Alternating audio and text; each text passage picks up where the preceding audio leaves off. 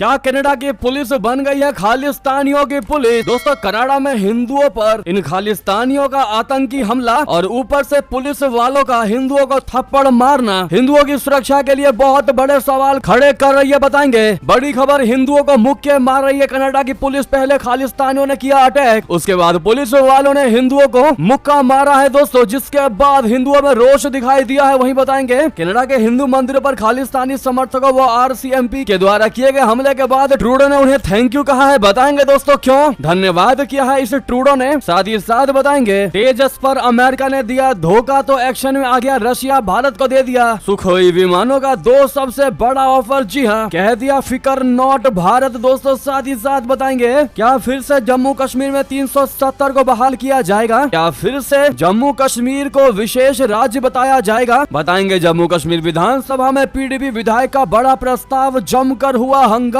तो वहीं एक से एक बड़ी खबर आपको बताने वाले हैं, बस आप वीडियो के लास्ट तक बने रहिएगा। और खबरों में आगे बढ़ने से पहले अपने देश भारत का निरंतर विकास होते हुए देखना चाहते हैं तो वीडियो को लाइक करके चैनल को सब्सक्राइब करके बेल आइकन दबा के कमेंट में जय हिंद अवश्य कहिएगा। बात करें पहली बड़ी खबर की, जहां हिंदुओं को मुक्के मार रही कनाडा की पुलिस। पहले खालिस्तानियों ने किया अटैक, उसके बाद पुलिस ने भी मारा मुक्का। बता दें कनाडा में हिंदू सभा मंदिर पर हुए खालिस्तानियों के हमले के बाद बवाल जारी है। अब हाल ही में एक वीडियो सामने आया है जिसमें कनाडा की पुलिस मंदिर जाने वालों के साथ हाथापाई करती नजर आ रही है। इससे पहले प्रधानमंत्री जस्टिन ट्रूडो ने इस मामले में पुलिस की कार्रवाई की तारीफ की थी। ये घटनाएं ऐसे समय पर हो रही है जब खालिस्तान के मुद्दे पर भारत और कनाडा के बीच तनाव बना हुआ है। कनाडाई पत्रकार डैनियल बोर्डमैन ने एक वीडियो शेयर किया जिसमें भीड़ नारेबाजी कर रही है, साथ ही कुछ पुलिसकर्मी कुछ हिंदुओं के साथ मारपीट करती नजर आ रही है। बोर्डमैन ने लिखा कि पील रीजनल पुलिस ने सरी BC में हिंदू श्रद्धालुओं पर उनके ही मंदिर की जमीन पर हमला करना शुरू कर दिया। देखिए कैसे एक RCMP अधिकारी दिवाली पर मंदिर जाने वालों को तंग करने पहुंचे खालिस्तानियों को बचाने हिंदू श्रद्धालुओं को पीछे धकेलने के बाद भीड़ में जाता है। उन्होंने कहा कि हाल ही में हुआ यह हमला डराने वाला था, इसने नई हद पार कर दिया। इस देश में हिंदू श्रद्धालुओं पर यह पहला हमला है जो दिन दहाड़े हुआ है। पुलिस की प्रतिक्रिया एकदम बेकार थी, इसे रोका जा सकता था। हम ये कनाडा में कई बार देखते हैं, पुलिस उन लोगों पर ही कानून लागू करने का फैसला करती है जिनके इन्हें मानने की संभावना सबसे ज्यादा है। इसमें कनाडाई सरकार के किसी भी हिस्से ने उनका पक्ष नहीं लिया। जी हाँ दोस्तों, आपको बता दें सबसे बड़ी बात और सबसे अहम जानकारी, इस हमले के बाद ट्रूडो ने थैंक यू बोला है दोस्तों, जिसके बाद भारतीय उच्चायोग ने कड़ा विरोध दर्ज कराया है। कनाडाई प्रधानमंत्री जस्टिन ट्रूडो ने सोमवार को भक्तों पर हमले की निंदा की और पील क्षेत्रीय पुलिस का धन्यवाद किया कि उन्होंने समुदाय की सुरक्षा सुनिश्चित करने और इस घटना की जांच करने में तेजी दिखाई। पुलिस ने जनता से अपील की है कि वे शांतिपूर्ण और वैध तरीके से प्रदर्शन करने में सहमति प्रदान करें। लेकिन दोस्तों रियलिटी क्या है वो हमने आपको बताया। वहाँ के हिंदुओं ने बताया कि पुलिस वालों ने इन खालिस्तानियों पर एक्शन लेने के बजाय हिंदुओं को ही मारने लगे। दोस्तों हिंदुओं पर ही आक्रमण करने लगे, उनको मुक्कों से मारा गया है और उसके बावजूद भी जस्टिन ट्रूडो ने पुलिस वालों को थैंक यू कहा है। अब आप समझ सकते हैं कि एक बहुत बड़े ट्रैप में फंसाने की कोशिश की जा रही है कनाडा में हिंदुओं को। उधर खालिस्तानियों पर कोई एक्शन नहीं लिया जा रहा, उनके मन को बढ़ावा दिया जा रहा है और जस्टिन ट्रूडो उल्टा पुलिस वालों को थैंक यू कह रहे हैं कि उन्होंने हिंदुओं को मुक्कों से मारा है। दोस्तों वाकई में ऐसा लग रहा है कि हिंदुओं का कोई रखवाला ही नहीं है अब कनाडा में और अपने आप को वो लोग कतई भी सुरक्षित महसूस नहीं कर पा रहे, जो एक बहुत बड़ा सुरक्षा को लेकर सवाल खड़े करता है कनाडा में और कनाडा के प्रधानमंत्री जस्टिन ट्रूडो को लेकर। जी हाँ दोस्तों, इस पर आपकी अब राय तो बनती है। दोस्तों इतना ही नहीं, आपको बता दें कि ट्रूडो को पता था कि ये हमला होने वाला है, खालिस्तानी हिंदुओं को परेशान करने वाले, उसके बावजूद भी उसने इन हमलों को होने से नहीं रोका, क्योंकि खालिस्तानी आतंकवादियों ने पन्नू ने खास करके 48 घंटे पहले ही धमकी दे दी थी। उसके बावजूद भी कनाडा की सरकार इन हमलों को रोकने में नाकाम साबित रही। जी हाँ, ऐसे में अगर आप भी मानते हैं कि जस्टिन ट्रूडो की सरकार निश्चित तौर पर कनाडा में बदलनी चाहिए, तभी जाकर कनाडा और भारत के रिश्ते संबंध सुधरेंगे, तो अपनी राय अवश्य दीजिएगा दोस्तों। लेकिन अभी तक वीडियो को लाइक नहीं किया तो सामने लाइक का बटन है हमें सपोर्ट करने के लिए, ताकि हम इसी प्रकार के डीप खबरों को आपके सामने पेश करते रहे। तो लाइक जरूर करिएगा। साथ ही साथ बता दें तेजस पर अमेरिका ने दिया धोखा तो एक्शन में आ गया दोस्त रशिया,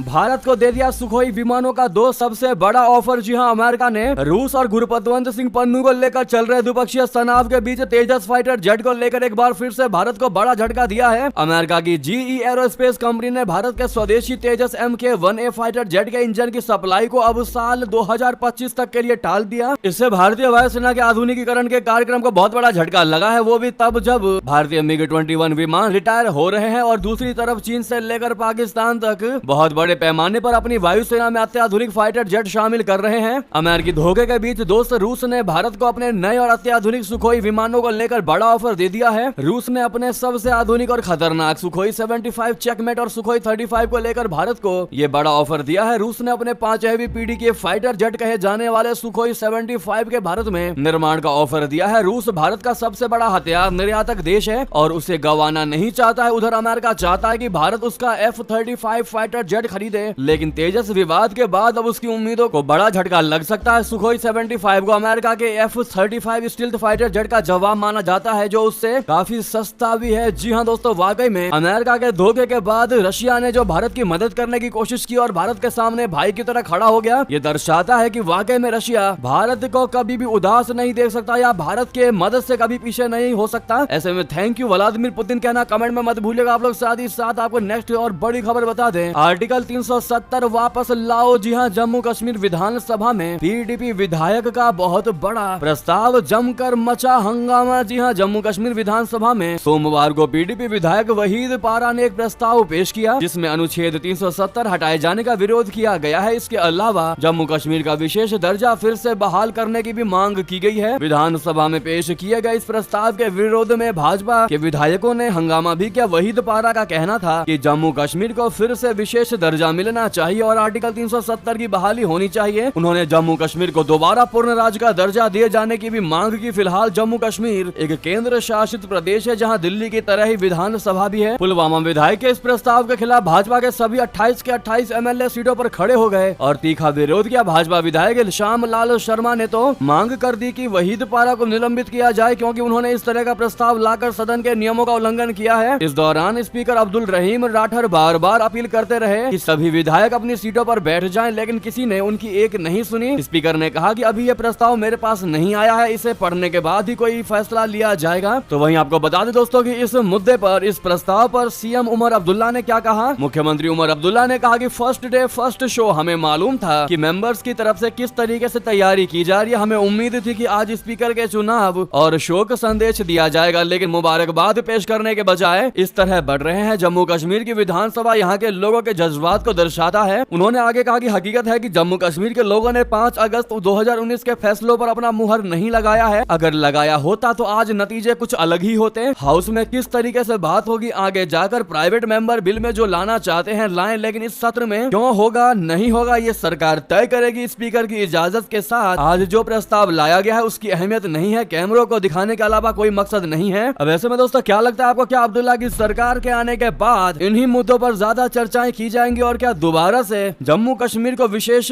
दर्जा मिल जाएगा, क्या फिर से 370 बहाल होगा? आपकी क्या राय है दोस्तों, बताना बिल्कुल मत भूलिएगा। तो वहीं आपको बता दें अगली बड़ी खबर, जहां पाकिस्तान ने एलओसी के पास होवित्जर तोप की टेस्टिंग की है। चीन की मदद से तैयार हुई 30 किलोमीटर तक दाग सकती है गोला। दोस्तों पाकिस्तान ने जम्मू कश्मीर में लाइन ऑफ कंट्रोल यानी एलओसी के पास 155 mm ट्रक माउंटेड होवित्जर तोपों समेत दूसरे हथियारों की टेस्टिंग की है। हालांकि ये टेस्टिंग कब हुई इसकी जानकारी अभी नहीं मिली है। न्यूज एजेंसी पीटीआई के मुताबिक अधिकारियों ने कहा कि 155 mm तोप को चीन की रक्षा कंपनी की देखरेख में एक खाड़ी देश की मदद से तैयार किया है। इसे हाल ही में एलओसी के पास देखा गया था। 155 mm तोप SH-15 होवित्जर का वर्जन है, जो शूट एंड स्कूट यानी शूट करो और भागो के लिए जानी जाती है। होवित्जर 155 mm तोप को लेकर जो जानकारी मिली है उसके मुताबिक ये कई तरह के हथियारों से हमला करने में काबिल है। ये 30 किलोमीटर दूर तक हमला कर सकती है और 1 मिनट में 6 गोले दाग सकती है। वहीं बता दें पाकिस्तान को मिलेगा तुर्की की फौज का साथ, दिल्ली में लहराएगा हमारा झंडा। दोस्तों पाकिस्तानियों का ऐसा ज्ञान सुनकर आप भी पीट लेंगे अपना माथा। बता दें पाकिस्तान के लोगों ने भारत से रिश्ते, कश्मीर और कनाडा, अमेरिका समेत कई मुद्दों पर अपनी बात रखी है। पाकिस्तान का यूट्यूबर शोएब चौधरी ने अपने चैनल रियल एंटरटेनमेंट के लिए आम लोगों से बात की। बात करते हुए पाकिस्तान के लोगों ने अपने नेताओं को महंगाई के लिए कोसा है तो कश्मीर के लिए लड़ने की हुंकार भी भरी है। वहीं एक पाकिस्तानी ने यह दावा कर दिया है कि एक ऐसा समय आएगा जब तुर्की और पाकिस्तान की फौजें मिलकर लड़ेंगी और भारत को जीत लेंगी। उसने यहाँ तक कह दिया कि यह वारिस शाह की हीर में लिखा हुआ है। सुहेब से बात करते हुए एक शख्स ने भारत पर एक दिन जीत दर्ज करने का दावा करते हुए कहा, ये आप वारिस शाह की हीर पढ़ें, इसमें पहले ही लिख दिया गया है कि एक दिन लड़ाई में इंडिया हारेगा। ये तब होगा जब तुर्की की फौज पाकिस्तान की फौज की मदद के लिए आगे आएगी। इस्लाम के नाम पर दोनों मुल्कों की फौजें एक होकर भारत से लड़ेंगी और फिर हम दिल्ली पर अपना झंडा लहराएंगे और पूरे खित्ते पर हुकूमत करेंगे। जाहिर है कि पंजाब के सबसे मशहूर कवियों में शुमार वारिस शाह ने ऐसा कुछ नहीं लिखा है और ये बेतुकी बातें हैं। बेसिर पैर की बात कर रहे इस शख्स का नाम वीडियो में नहीं बताया गया। हालांकि इसके कपड़ों से साफ है कि ये बस या ऑटो ड्राइवर है। जी हाँ दोस्तों, वाकई में इसकी बातें ऐसी हैं जैसे कि कोई बिना सर पैर बिना हाथ पैर को झुलाए और ये कह दे कि मैं इस सामान को उठाकर वहाँ रख दूंगा, ठीक उसी तरह बातें करता दिखाई दे रहा है ये शख्स। बहरहाल दोस्तों, इस पर आपकी क्या राय, आपका क्या जवाब होगा बताना बिल्कुल मत भूलिएगा। वही नेक्स्ट खबर आपको बता दें, जहां लाहौर में प्रदूषण ने तोड़े सारे रिकॉर्ड, तो मरियम नवाज ने भारत सरकार पर ही फोड़ दिया इसका ठीकरा। कह दिया भारत से आ रही है जहरीली हवाएं। जी हाँ, पाकिस्तान के पंजाब प्रांत में प्रदूषण की स्थिति बेहद गंभीर हो गई है। खास तौर से भारत से सटे शहर लाहौर में फैले स्मॉग ने आम जनजीवन मुश्किल कर दिया है। इसको देखते हुए पंजाब की मरियम नवाज सरकार ने अपने देश की केंद्र सरकार से कहा है कि वो इस मुद्दे को भारत के साथ उठाए, क्योंकि भारत की ओर से आई हवाओं की वजह से स्थिति बिगड़ी है। पंजाब सरकार की ओर से ये तब कहा गया जब लाहौर हवा के जहरीले होने के बाद स्कूलों को बंद करना पड़ा है, और कई दूसरे कदम भी उठाए गए हैं। डॉन की रिपोर्ट के मुताबिक पंजाब सरकार की पर्यावरण विभाग की मंत्री मरियम औरंगजेब ने रविवार को कहा कि भारत की ओर से आ रही हवाओं की वजह से यह स्थिति बिगड़ी है। भारत के शहर अमृतसर और चंडीगढ़ से आने वाली पूर्वी हवाएं को उन्होंने लाहौर में वायु गुणवत्ता सूचकांक के 1000 से ऊपर पहुंचने के लिए जिम्मेदार ठहराया है। मरियम नवाज ने कहा कि पंजाब प्रदूषण के मुद्दे को भारत के साथ उठाने के लिए सोमवार को उनकी सरकार अपने विदेश कार्यालय को पत्र लिखेगी। तो वहीं आपको बता दें, CIA भारत बांग्लादेश म्यांमार को अलग ईसाई देश बनाना चाहती है क्या? मिजोरम CA के इस बयान से बढ़ गई चिंता। जी हां, मिजोरम के मुख्यमंत्री PU लाल दुहोमा बीते 4 सितंबर को अमेरिका में थे। इस दौरान उन्होंने अमेरिका के इंडिया पुलिस में एक भाषण भी दिया। हालांकि उनके इस भाषण से कई देशों में खलबली मच गई, क्योंकि अमेरिका में दिए गए भाषण में मिजोरम के मुख्यमंत्री ने भारत के साथ साथ बांग्लादेश और म्यांमार का भी जिक्र किया। उन्होंने चिन्ह की जो कि एकजुटता और एक देश का आह्वान किया था। बता दें कि चिन्ह की जो भारत बांग्लादेश और म्यांमार में रहने वाली ईसाई जनजातियां हैं। अब सवाल यह है कि क्या अमेरिका की खुफिया एजेंसियां भारत बांग्लादेश और म्यांमार के कुछ हिस्सों को अलग करके एक अलग ईसाई देश बनाने की योजना पर काम कर रही है। साथ ही साथ आपको बता दें, ईरान की अब खैर नहीं, मुस्लिम देश का मिला साथ, तो स्वेज नहर से गुजरा मिसाइलों से लैस इजरायली युद्धपोत मच गया बवाल। दोस्तों, पश्चिमी एशिया में जारी तनाव और गहराता जा रहा है। इजरायल के मिसाइलों की बारिश के बाद अब ईरान के जोरदार पलटवार का खतरा मंडरा रहा है। ईरान ने कहा कि वो इस बार और भी ज्यादा घातक बमों, किलर ड्रोन और मिसाइलों से हमला करेगा, जिसका उसने अभी तक इस्तेमाल नहीं किया है। इस बीच अमेरिका ने ईरान को हमला न करने को लेकर चेतावनी दी है। वहीं इजरायल ने भी अपनी सैन्य तैयारी को मजबूत कर दिया है और अपने युद्धपोत को ईरान की सीमा के पास रवाना किया है। इजरायल का यह युद्धपोत किलर मिसाइलों से लैस है और स्वेज नहर के रास्ते लाल सागर में प्रवेश किया है। स्वेज नहर पर मिस्र का नियंत्रण है और इस वजह से उसके काफी आलोचना भी हो रही है। जी हाँ, तो वहीं इजरायल के खिलाफ संयुक्त राष्ट्र पहुंचा नाटो देश, हथियार सप्लाई पर रोक की लगा दी गुहार। जी हाँ, गाजा में 1 साल से जारी जंग के बीच अरब और मुस्लिम मुल्क इजरायल के खिलाफ लामबंद हो रहे हैं। एक और सऊदी अरबिया आजाद फलस्तीन के लिए बैठकों पर बैठकें कर रहा है, तो वहीं दूसरी ओर ईरान इजरायल से बदला लेने के लिए मिसाइलों की तैनाती में जुटा है। इजरायल के खिलाफ मिशन में अब नाटो देश तुर्की भी कूद गया है। उसने संयुक्त राष्ट्र में इजरायल को हथियार सप्लाई रोकने की मांग के लिए पत्र सौंपा है। इस पत्र में 52 देशों और 2 इंटर गवर्नमेंट संस्थाओं के हस्ताक्षर हैं। तो वहीं आपको बता दें, इजरायल पर हमले से ठीक पहले अचानक पाकिस्तान पहुंचे ईरानी विदेश मंत्री यहूदी राष्ट्र के खिलाफ जाएगा क्या जिन्ना का देश? बता दें, इजरायल पर जवाबी हमले से ठीक पहले ईरान के विदेश मंत्री सैयद अब्बास अरागची अचानक से सोमवार को पाकिस्तान की अपनी पहली यात्रा पर पहुंच गए हैं। बताया जा रहा है कि वो 2 दिनों तक पाकिस्तान के नेताओं से पश्चिम एशिया के तनाव और दोनों देशों के बीच रिश्तों पर गहन बातचीत करेंगे। पाकिस्तान का कहना है कि इस दौरान व्यापार, ऊर्जा और सुरक्षा के मुद्दे पर चर्चा करेंगे। पाकिस्तानी मीडिया के मुताबिक इजरायल के हवाई हमले और अब तेहरान के जवाबी अटैक की तैयारी के बीच ईरानी विदेश मंत्री का पहुंचना बहुत बड़ा संदेश देता है। तो वहीं बता दें, उत्तर प्रदेश, पंजाब और केरल उपचुनाव की तारीखों में हो गया बड़ा बदलाव। 13 की बजाय अब 20 नवंबर को वोटिंग होगी। दोस्तों, देश के 3 राज्यों उत्तर प्रदेश, पंजाब और केरल में विधानसभा उपचुनाव की तारीखों में बदलाव हुआ है। निर्वाचन आयोग के अनुसार इन राज्यों में 13 नवंबर को होने वाले विधानसभा उपचुनाव अब 20 नवंबर को होंगे। निर्वाचन आयोग के अनुसार अब इन 3 राज्यों में 14 विधानसभा सीटों पर अब 13 के बजाय 20 नवंबर को वोट डाले जाएंगे। जिन 14 विधानसभा सीटों पर चुनाव की तारीखों में बदलाव हुआ है, उनमें केरल की 1, पंजाब की 4 और उत्तर प्रदेश की 9 सीट शामिल है। खास बात यह है कि इन सीटों पर मतगणना की तारीख और चुनाव खत्म होने के कार्यक्रम में किसी तरह का बदलाव नहीं हुआ है। इन सीटों पर भी वोटों की गिनती 23 नवंबर को ही होगी। जी हाँ, अब ऐसे में आपको बता दें क्यों आयोग ने तारीखों का बदलाव किया है। दरअसल चुनाव आयोग ने कहा कि विभिन्न राष्ट्रीय एवं राज्य स्तरीय राजनीतिक दलों, जिनमें बीजेपी, कांग्रेस, बसपा, रालोद शामिल है और कुछ संगठनों ने 13 नवंबर 2024 को उपचुनाव वाले कुछ विधानसभा क्षेत्रों में मतदान की तारीख बदलने की गुजारिश की थी। इन पार्टियों और संगठनों ने उस दिन बड़े पैमाने पर सामाजिक, सांस्कृतिक एवं धार्मिक कार्यक्रम का हवाला दिया था। इनकी तरफ से कहा गया था कि 13 नवंबर को वोटिंग से बड़ी संख्या में लोगों को